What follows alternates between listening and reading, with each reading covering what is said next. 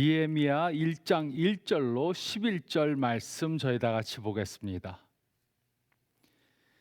하가랴의 아들 느헤미야의 말이라. 아닥사스다 왕 제20년 기슬루월에 내가 수산궁에 있는데 내 형제들 가운데 하나인 하나나가 두어 사람과 함께 유다에서 내게 이르렀기로 내가 그 서로 잡힘을 면하고 남아있는 유다와 예루살렘 사람들의 형편을 물은즉 그들이 내게 이르되 사로잡힘을 면하고 남아있는 자들이 그 지방 거기에서 큰 환난을 당하고 능욕을 받으며 예루살렘 성은 무너져 있고 성문들은 불탔다 하는지라. 내가 이 말을 듣고 앉아서 울고 수일 동안 슬퍼하며 하늘의 하나님 앞에 금식하며 기도하여 이르되 하늘의 하나님 여호와 크고 두려우신 하나님이여 주를 사랑하고 주의 계명을 지키는 자에게 언약을 지키시며 긍휼을 베푸시는 주여 간구하나이다.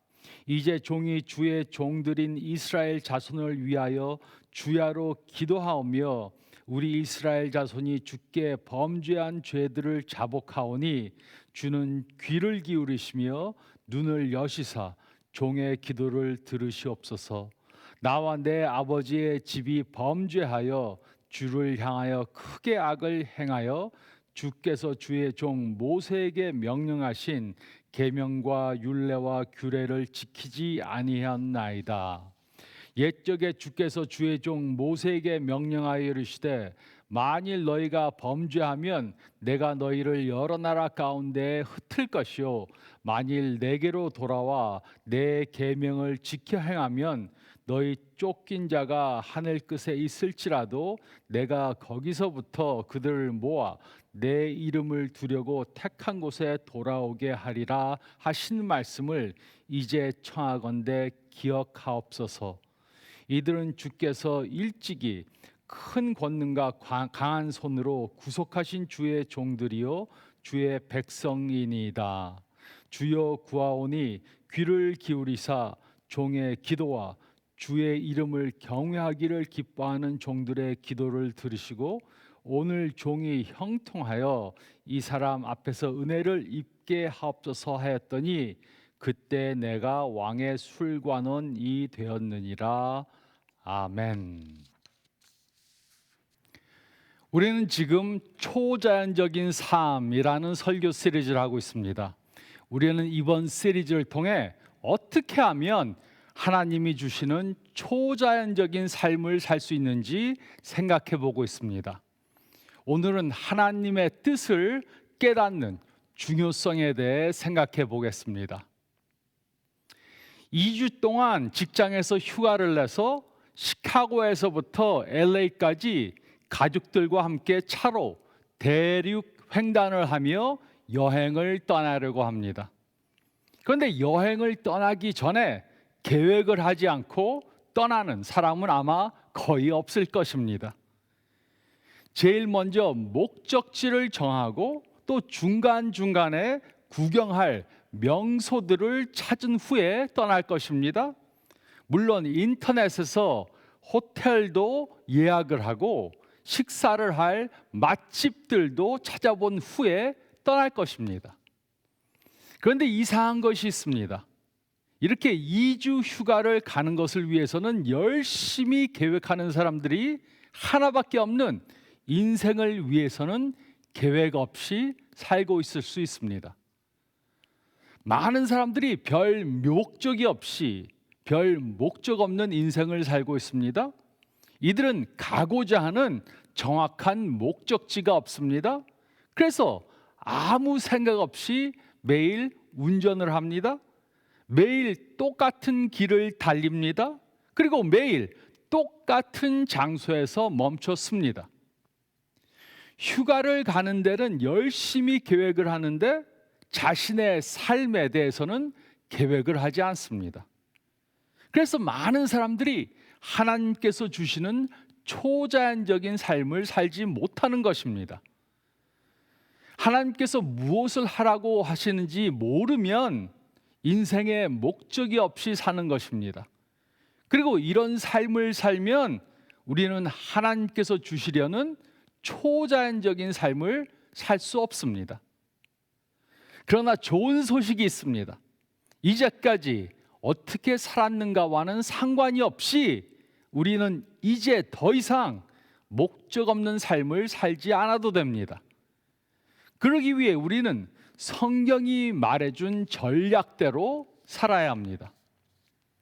오늘 우리는 초자연적인 삶을 살기 위해 하나님의 뜻을 깨달아야 하는 것에 대해 생각해 보겠습니다. 오늘 읽은 느헤미야 1장 말씀은 하나님의 뜻을 깨닫기 위해 다음에 3가지 것들을 해야 한다고 말해 주었습니다. 첫째로 1절로 4절 말씀을 보면 우리는 주에 필요한 일들을 살펴보아야 합니다. 우리는 주에 필요한 일들을 살펴보아야 합니다. 느헤미야서의 배경은 다음과 같습니다.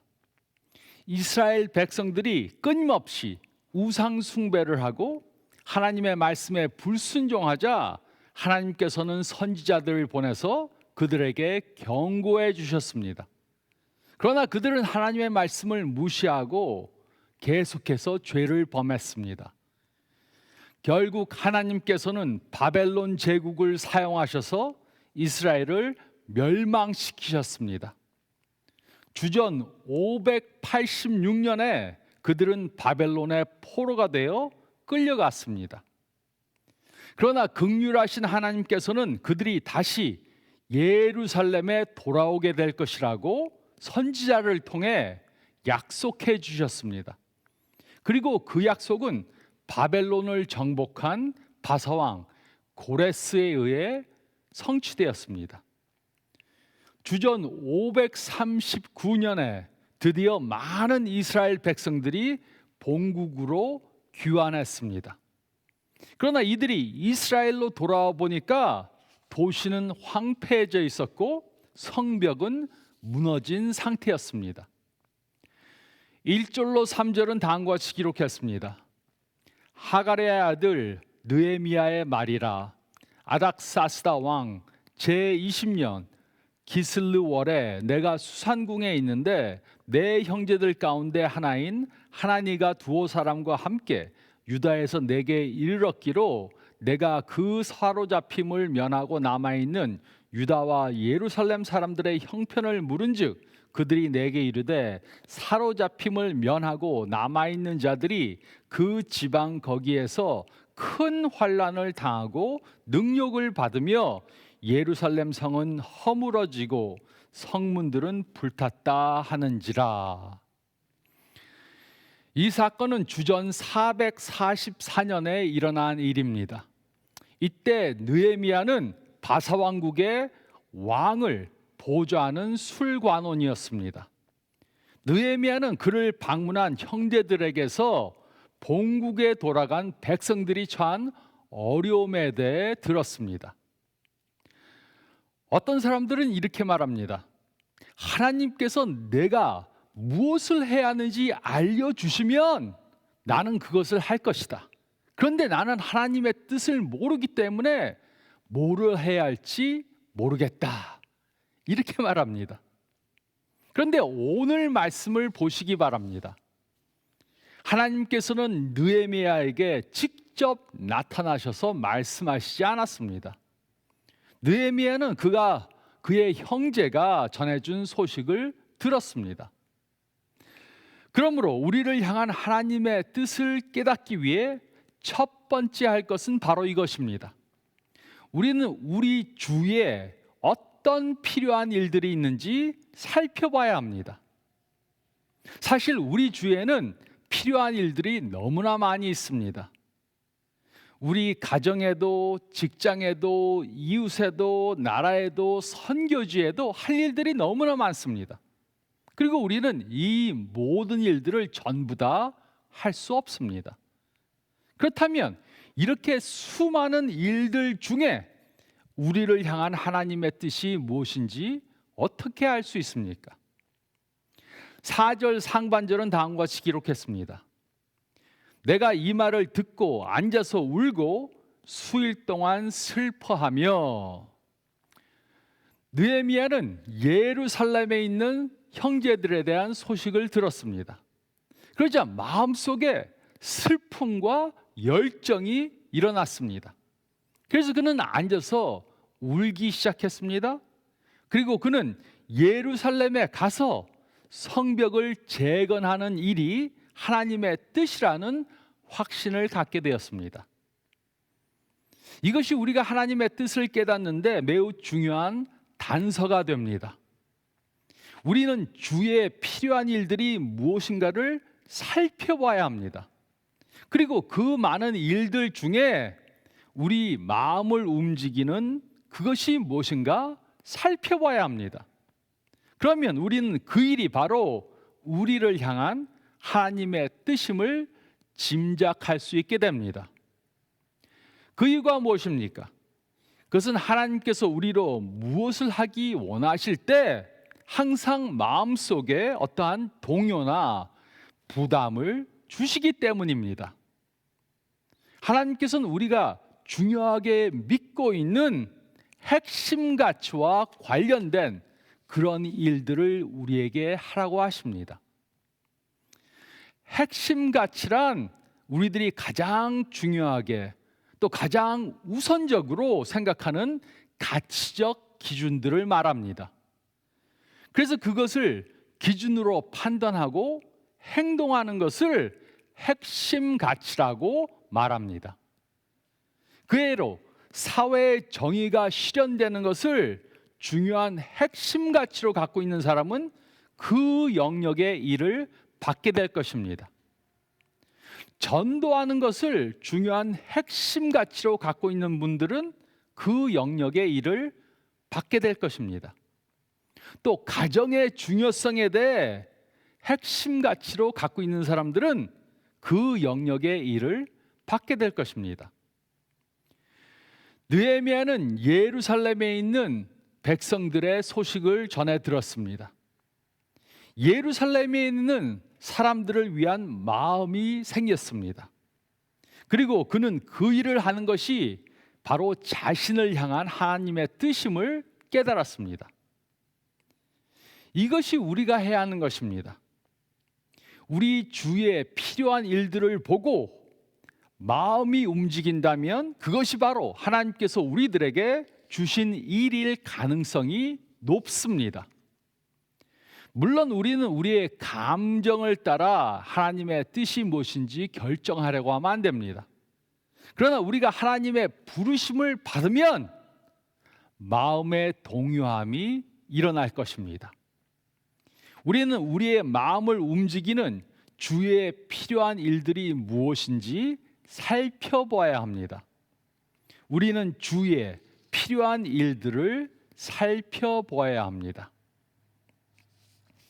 그리고 둘째로 4절 하반절 말씀을 보면 우리는 하나님께 간절히 기도해야 합니다.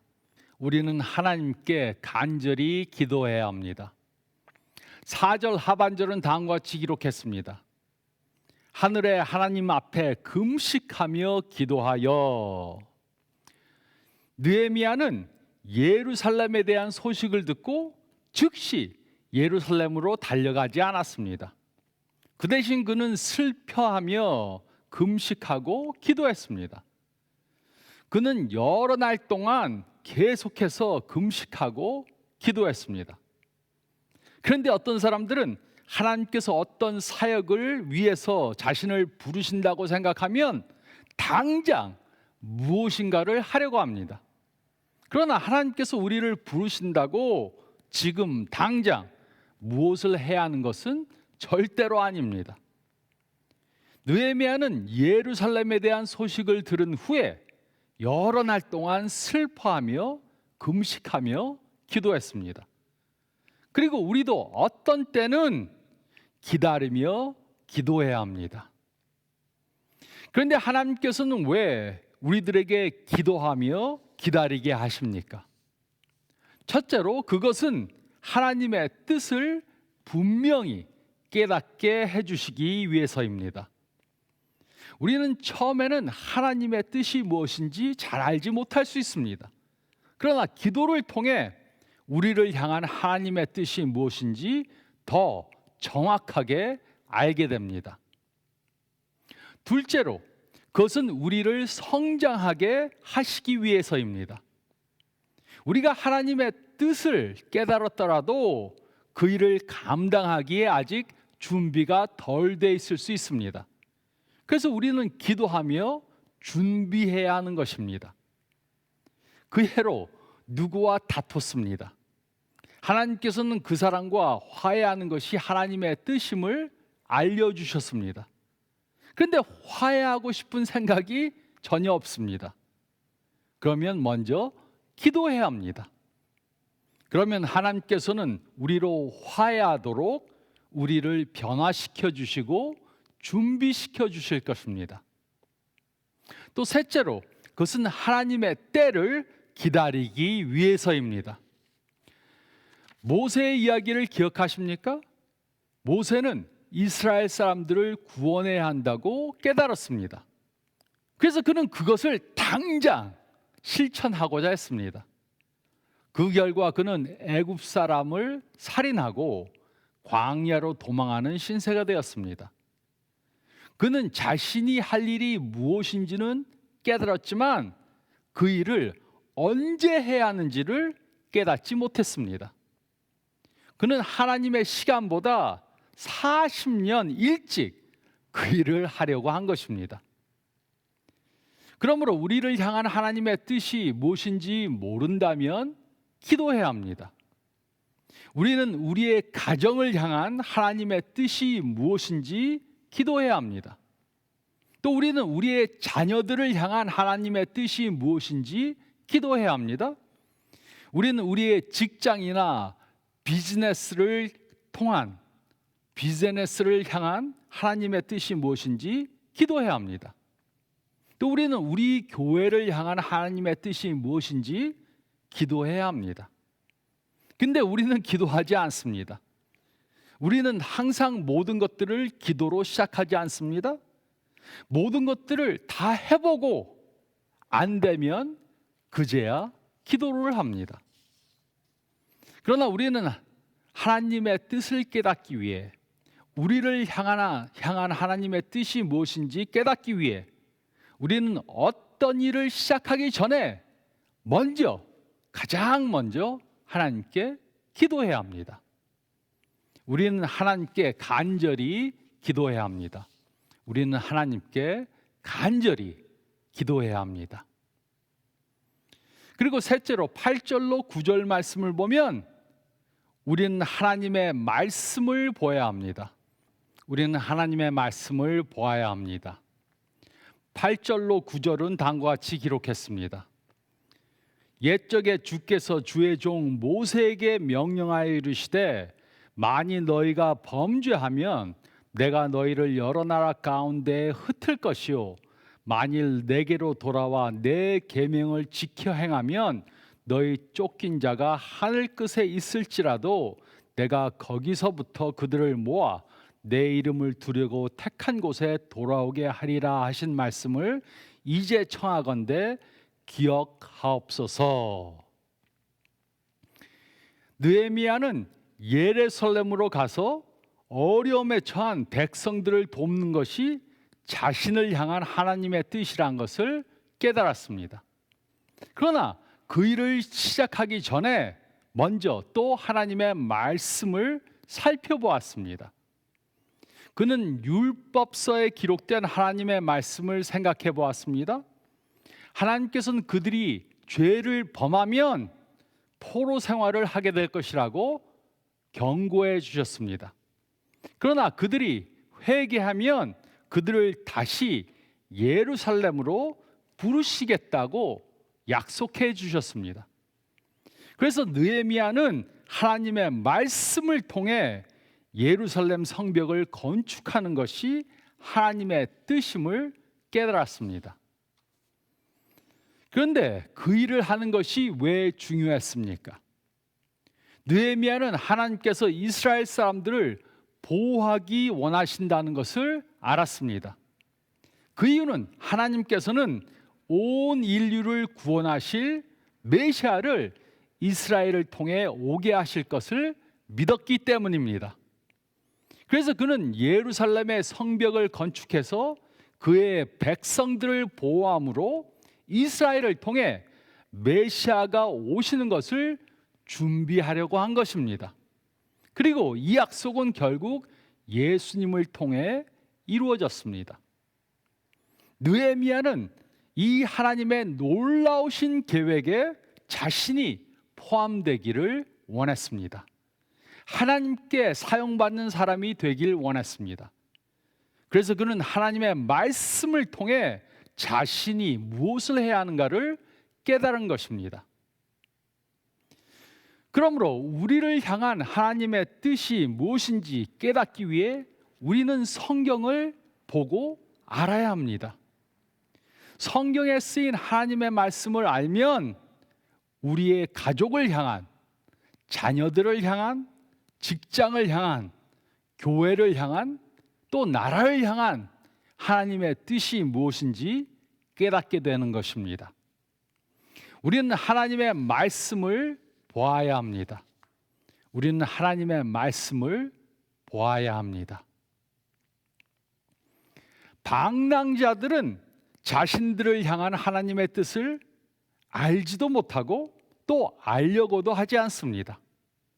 그래서 그들은 자신이 원하는 일들만 하고 자신이 원하지 않는 일은 꼭 할 수 없이 해야 할 때만 합니다. 추구자들은 자신이 맡은 책임이 무엇인지 알려고도 하고 또 그 일을 해보려고도 노력합니다. 하지만 자신의 능력으로 그 일을 할 수 없으면 그냥 포기해버립니다. 자연적 성취자들은 자신이 맡은 책임이 무엇인지 알고 있습니다. 그래서 그것을 이루기 위해 최선을 다합니다. 그리고 자신이 세운 삶의 목적들을 많이 이룹니다. 하지만 그 일들은 자신의 노력만으로 이룰 수 있는 그러한 자연적인 일들이고 하나님께서 개입하셔야만 하는 그런 초자연적인 일들이 아닙니다. 그래서 자연적인 목표들만 이루며 삽니다. 초자연적인 성취자들은 자신의 삶 가운데 하나님께서 주신 일을 깨달아서 기도하면서 성경 말씀을 보면서 삽니다. 그래서 기도로 성경 말씀을 통해 또 주위에 일어나는 일들을 통해 하나님의 뜻을 파악합니다. 자신을 향한 하나님의 뜻을 깨달아서 그것들을 성령님께서 주시는 초자연적인 능력으로 이룹니다. 저희 교회는 지난 25년 동안 교회 건물을 2번 구입했습니다. 물론 교회 건물을 구입하는 것은 쉬운 것이 아니었습니다. 처음 교회를 구입했을 때도 하나님께서는 하나님의 뜻대로 하나님의 시간에 그 일을 하도록 하셨습니다. 그리고 처음 건물을 구입하고 약 5년 후에 그 건물을 이전해야 한다는 것을 깨달았습니다. 그 이유는 하나님께서 5년 있다 다른 건물로 이전하라 말씀해 주셨기 때문이 아닙니다. 하나님의 음성을 들었기 때문이 아닙니다. 그 대신 교회 아이들이 너무 많아서 5년 후에는 그 건물이 너무 작아질 것을 알았기 때문입니다. 그래서 5년 동안 교회 이전을 위해 기도하기 시작했습니다. 그리고 근처에 교회 건물이 나온 것을 보았습니다. 계속해서 기도하면서 기다렸는데 6개월 만에 마음속에 교회를 팔고 새로운 건물을 구입하라는 확신이 왔습니다. 그래서 첫 번째 교회 건물을 내놓았더니 5일 만에 팔려버렸습니다. 그리고 사려고 하는 지금 교회 건물을 와보니까 마음에 하나님이 주시는 평안이 있었습니다. 더 큰 건물로 옮겨서 더 많은 영혼들이 하나님께 나올 수 있게 하는 것이 성경에 쓰인 하나님의 말씀과 일치함을 믿었습니다. 지난 3년 팬데믹 동안 모든 교회들처럼 저희 교회도 많은 어려움을 당했습니다. 교인들이 돌아가신 분도 있고 교인들이 많이 줄었습니다. 재정도 많이 줄었습니다. 그래서 저는 교회를 위해 기도했습니다. 하나님, 무엇을 하기 원하십니까? 그리고 하나님께서는 특정한 교회와 합치도록 저를 인도해 주셨습니다. 그리고 이제 합친 지 2달 반이 지났는데 모든 것들이 너무 순탄하게 진행되어서 하나님께서 인도하신 것이라는 것을 전부 다가 인정하게 되었습니다. 이 일들을 위해 사람이 한 것은 아무것도 없습니다. 오직 하나님의 뜻을 깨달아서 하나님이 길을 열어주실 때 순종하며 따라갔을 뿐입니다. 그래서 교회 성도님들이 전부 다 지금까지 이루어진 것은 하나님께서 하셨다, 이렇게 인정하게 되었습니다. 이제까지 되어진 일들이 사람이 할 수 없는 초제한적인 일들로 진행이 되었기 때문에 이것은 누가 한 것이 아니고 하나님께서 하신 초자연적인 일이라는 것을 인정하게 된 것입니다. 하나님의 뜻을 깨달아 초자연적인 삶을 살기 원한다면 우리는 주위에 일어나는 필요한 일들을 살펴봐야 합니다. 그리고 당장 무엇을 하지 말라 그러고 하지 말고 먼저 하나님께 간절히 기도해야 합니다. 그리고 또 하나님의 말씀을 점검해 봐야 합니다. 주위에 필요한 일들을 보고 그 일들을 위해 간절히 기도하고 그 다음에 하나님의 말씀을 점검하면서 이것이 과연 하나님의 뜻인지 살펴봐야 합니다. 그리고 그 일을 하면 하나님이 주시는 초자연적인 삶을 살게 될 것입니다. 이것이 느헤미야가 한 것입니다. 그리고 이것이 우리가 해야 하는 것입니다. 이 말씀을 따라 하나님이 주시는 초자연적인 삶을 사는 저와 여러분들이 되시기를 초자연적으로 역사하시는 예수님의 이름으로 축원드립니다. 저희 다 같이 기도드리겠습니다.